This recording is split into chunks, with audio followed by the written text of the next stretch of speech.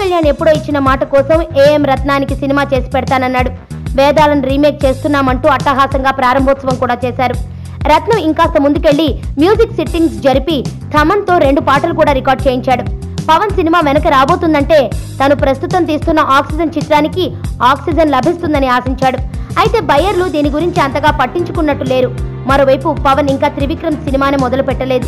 అది పూర్తి కావడానికి కనీసం 6 నెలలు పడుతుంది. ఈలోగా పవన్తో సినిమా కోసం రత్నం పెట్టిన ఖర్చుకి వడ్డీ పెరుగుతోంది. త్రివిక్రమ్ సినిమా తర్వాత అయినా రత్నంది మొదలు పెడతానని పవన్ ఇంకా మాట ఇవ్వలేదు. మైత్రి మూవీస్ లాంటి సంస్థలు పవన్తో ఎలాగైనా సినిమా చేయాలని పోటీ పడుతున్నాయి. భారీ పారితోషికం ఆఫర్ చేస్తూ పవన్ డేట్స్ కోసం ప్రయత్నిస్తున్నాయి. త్వరలో రాజకీయాలతో బిజీ కాబోతున్న పవన్ కళ్యాణ్ ఇప్పుడు ఎక్కువ సినిమాలు చేసే పరిస్థితి లేదు.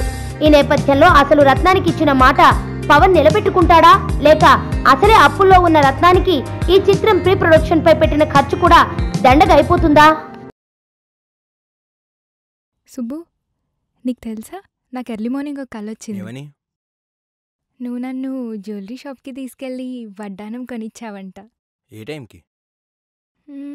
గుర్తులేదు సుబ్బు, 5కి అనుకుంటా.